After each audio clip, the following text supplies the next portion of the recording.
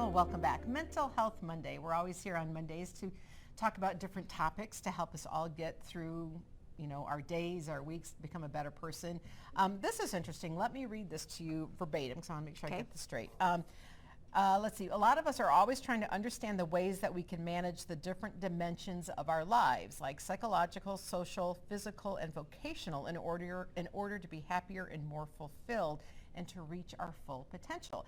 And there's one person who believes wholeheartedly in that, and he is joining us by telephone this morning. He is the founder of Right Life Project. It's a project that helps people fulfill their full potential. Good morning, Jim. How are you this morning?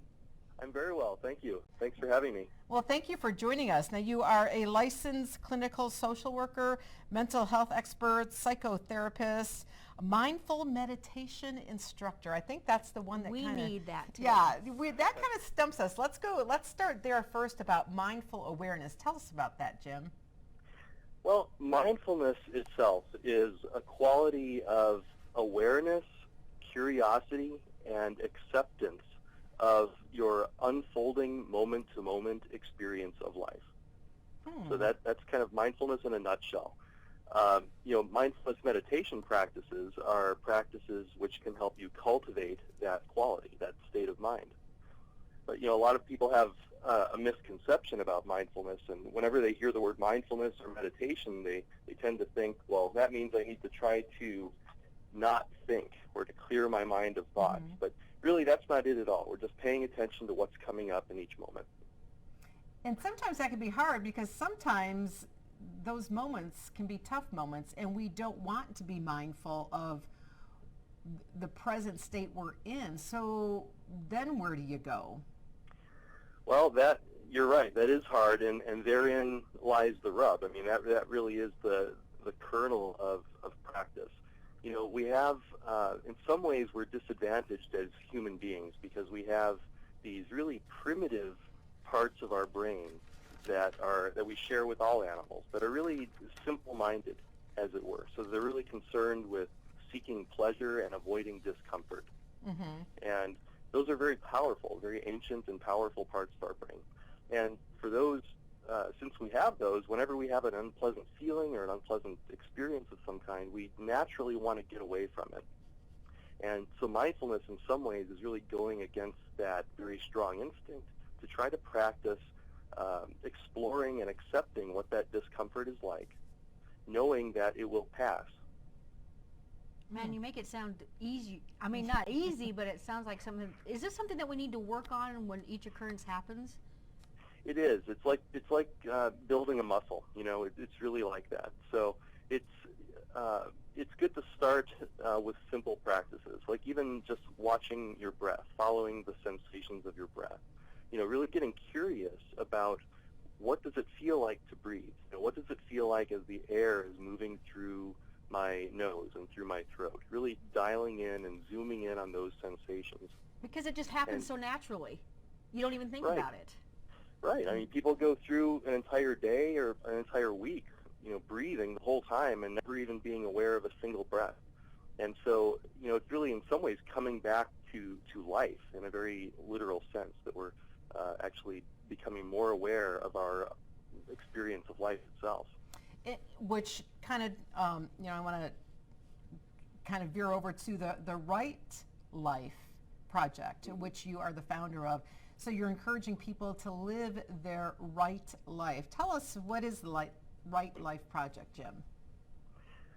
Well, what I do is I help people who come to the realization that they only get one shot at this life of ours, and that they don't want to feel like they're wasting it. For a lot of people pursue the kind of traditional markers of success, like career and money and family and what have you, and at some point they accumulate all these accomplishments that society tells us are supposed to make us happy.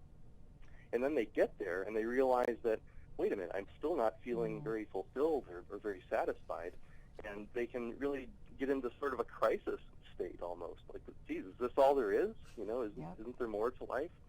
And so I work with people like that to really go deeper and try to connect with those core needs and capacities that they have, that once they're met and exercised, will really help them to achieve the highest levels of well-being. Well, and I know that's not done overnight, and it's not done in just a couple segments here for our Mental Health Monday segments. But Jim, if you stay with us, we're going to talk a little bit more with you and how people can feel maybe some of that inner transformation when we come Absolutely. back. Welcome back. Jim Hjort is joining us by phone this morning. He is the founder of Right Life Project, and he is just helping people learn to live the right life to their full potential. And Jim, I want to read something on some information about that you had about Right Life Project. Mm-hmm. You want to help people focus on internal transformations in which a person's deepest needs and capacities are met. When people are align their lives with the most genuine selves, that's when you can feel more confident. So, genuine self, how do we hide our genuine self? Do people do that? Do they hide their genuine self? Are we not being the real person that we should be? Well, a lot of people end up hiding it, not necessarily on purpose, though. I'll try to give an example to illustrate this.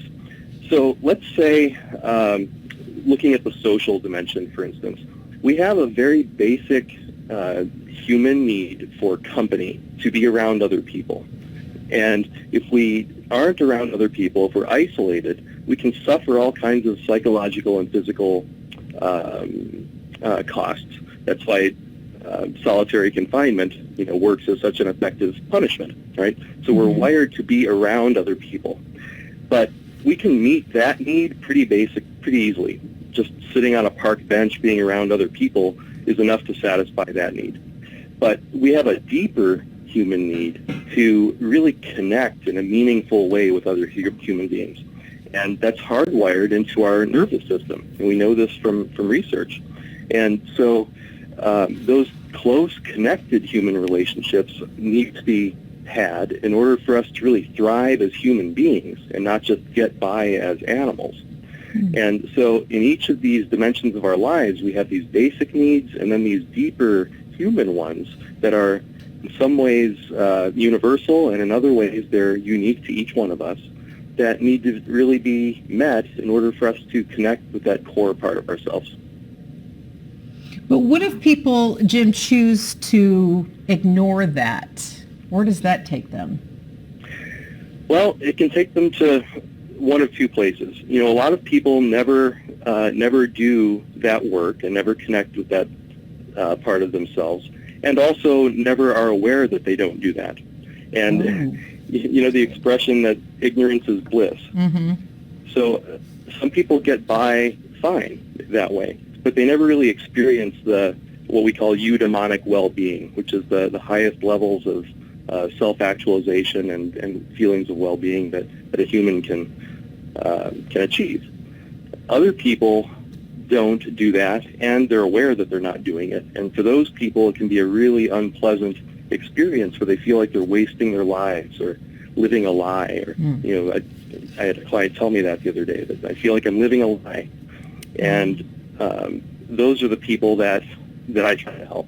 So, Jim, what is one of the first steps that we need to take toward gaining insight into this? What's the first piece of advice you give us to get started? Well, the first thing I would suggest is to start practicing mindfulness meditation in some form in your life.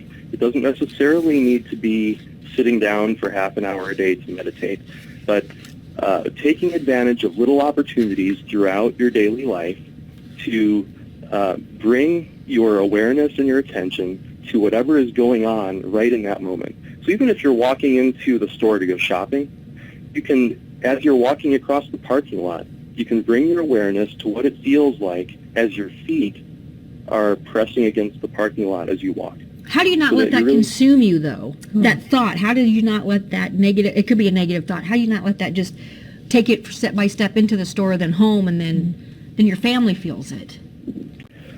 Oh, so letting go of a negative thought. Yeah, well, those can be really sticky. They're like magnets. It's really a matter of practice, just like learning an instrument. We're not trying to banish negative thoughts from our mind. But when you notice one come up, you can just make a mental note to yourself that, oh, there's that thought that, for instance, I'm a failure.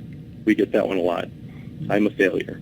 Okay, so there's the thought again. It's not necessarily true. Your mind doesn't always tell you the truth. So, oh, there's the thought that I'm a failure. Okay, I'm just going to let it go and now pay attention to what my breathing feels like or what my feet feel like as I walk. And it's a matter of just noticing and letting go, noticing and letting go, and coming back to the present moment. That's a good advice. This is great advice for our Mental Health Monday segments, and hopefully, Jim, we can bring you back as time goes on, because I have pages and pages of information, and just from reading about everything about the Right Life Project and everything you do and how you have helped people. So hopefully we can stay in touch and let people know a little bit more. There's the information on his page about the Right Life Project. Jim, thank you for joining us this morning.